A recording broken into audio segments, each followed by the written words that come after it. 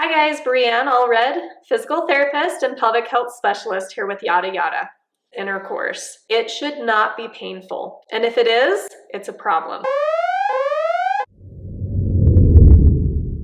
Intercourse. It should not be painful. It is not something that is just a female problem alone. Males can also have pain with intercourse, and oftentimes it is related to having too much tension within the pelvic floor. Occasionally, with a female, there may be a size issue of the vagina if you're just initiating or starting intercourse, and that can be one cause of having these issues. Oftentimes, I have patients where if things aren't improving within a few attempts of having intercourse, with things continuing to be painful beyond 6 weeks of initiating intercourse, then we oftentimes will have a problem in the pelvic floor musculature, where these muscles are either too tight in their resting tension, or they are too reactive, too guarding. This is painful and they know it's going to be, and so these muscles will tighten up to prevent it. So this condition for females is often termed vaginismus, which is a spasm in the vagina, which that spasm is a spasm of these pelvic floor muscles that we've been talking about.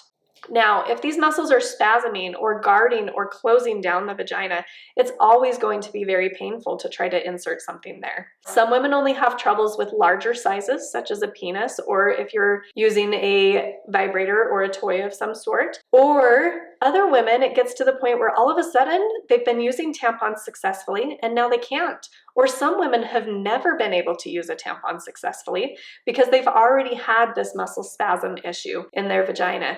Or a first experience is painful and then it starts perpetuating this response in the body. So if you are struggling with this, one of the first things we need to do is to teach your pelvic floor muscles to relax. We get better and better at this. We practice it often. And I have a video where you can go to refer to see ways to relax your pelvic floor. So I encourage you to go there to get some specifics there. But in terms of vaginismus, first we have to get good at relaxing the pelvic floor, but then we have to get the pelvic floor to be less reactive. We have to kind of talk it down a little bit. My best description is that your pelvic floor and your vagina, they've watched a scary movie, and they are extra jumpy at every little noise that looks like anything penetrating or touching the vagina.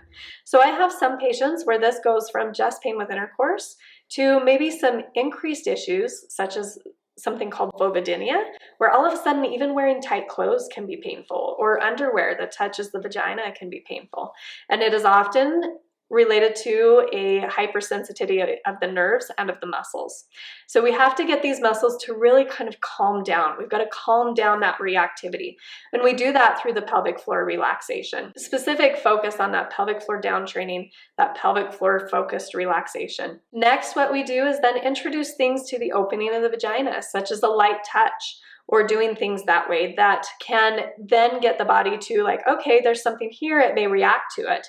And having your body, your consciousness override that natural reaction to relax these pelvic floor muscles.